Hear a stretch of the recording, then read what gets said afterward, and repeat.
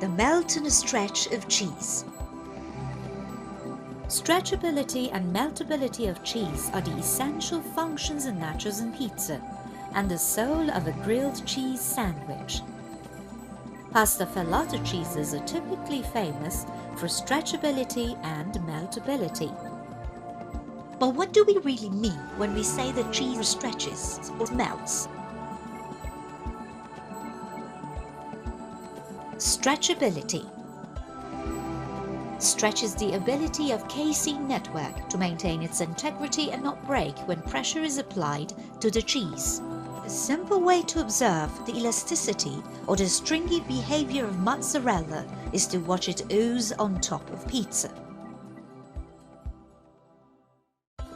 Chemists will tell you that a substance melts when it changes from a solid or crystalline state to a liquid. A food scientist will describe melt as the ability to flow or spread. One significant matter is that stretchability cannot happen without melting. Therefore, to acquire desirable stretchability, melting should happen first. But it doesn't mean all melted cheese can also stretch. Generally, we think of cheese melting from high heat, perhaps during baking or grilling. However, some cheeses like ripened camembert or Limburger actually melt or flow at refrigeration temperature. A stretch is most often associated with high temperatures, but like melt, it can occur at much cooler temperatures as well. What type of stretchability is desirable? The most common method to measure stretchability is based on the fork test. The more the cheese stretches, the higher the stretchability.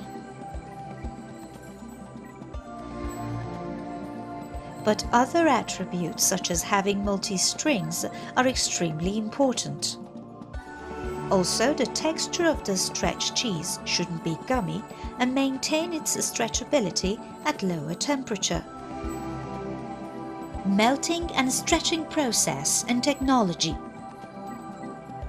To melt and then stretch cheese, we need a stretching cooker. A cooker is a piece of machinery that can provide both mixing and heating processes. Average quality cheese, which will be defined later, needs to go under slow mixing pressure to restructure from its original form to a new phase of melt combined with stretchability. During this period, other ingredients are added, such as emulsified salts, oil-based additives, coloring, or flavoring agents. The science behind stretchability, from melt to pasta filata cheese. In practice, the liquid milk changes to a solid cheese, and then by some reactions and processes, it changes to a melted cheese which can have the stretchability. How well cheese melts and stretches depends on the chemistry and thermodynamic properties of its casein network, so we need to consider how is the chemical formation of casein from milk to pasta filata cheese. Most of the casein found in milk is in the form of micelle or bundles that consist of several casein molecules.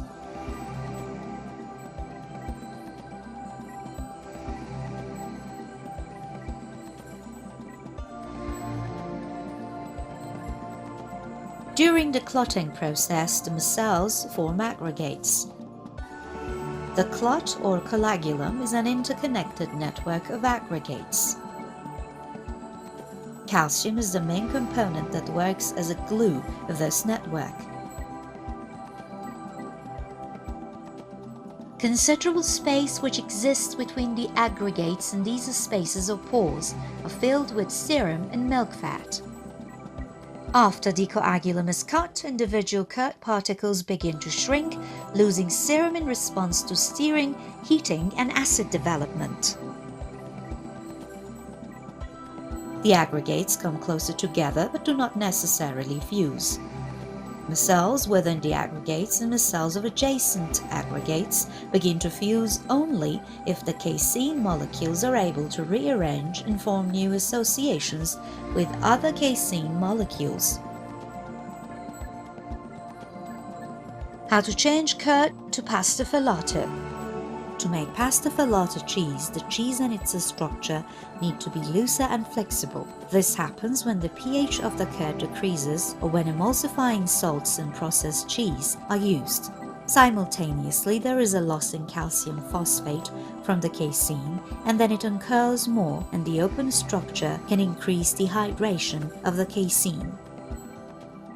So by this partial ion exchange between calcium and hydrogen from acid or sodium from emulsifying salts, casein uncurls more. It just needs a thermomechanical process to relax and form new interactions and bonds, but in a different way. Lower pH level or higher ion exchange with the emulsifying salt can cause more calcium bonds to be taken out. It is extremely important not to let calcium be taken out more than required, because if the curds are too loose, they will retain meltability but lose stretchability. Factors affecting meltability and stretchability. Casein network determines the quality of pasta filata cheese and plays an important role in its main properties, stretchability and meltability. Therefore, any change in its original structure affects its quality.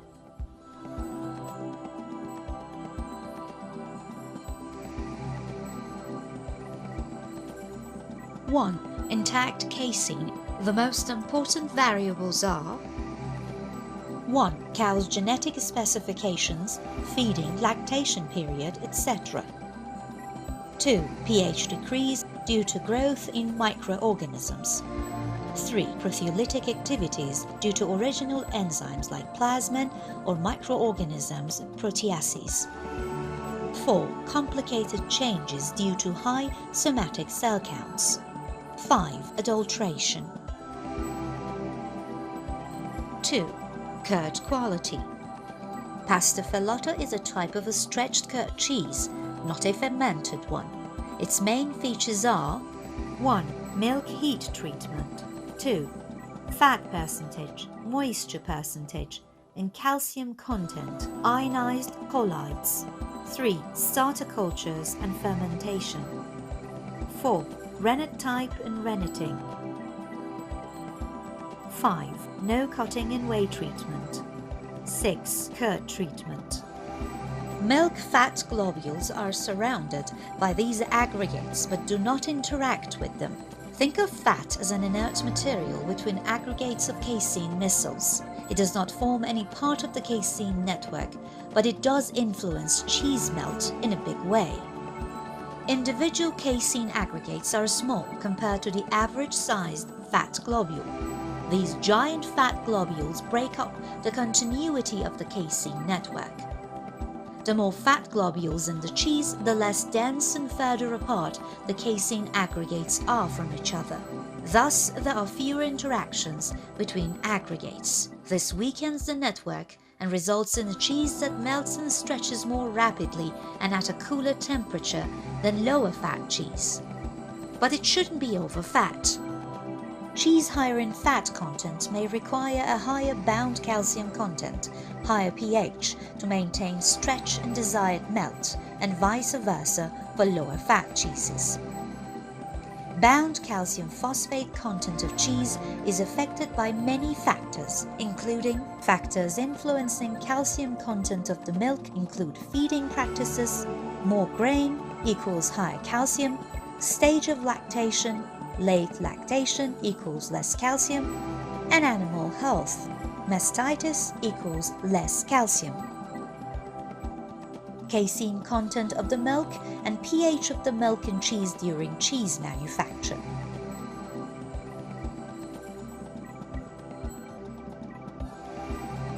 Increasing the moisture level of cheese will also increase melt and stretch, but the mechanism is different.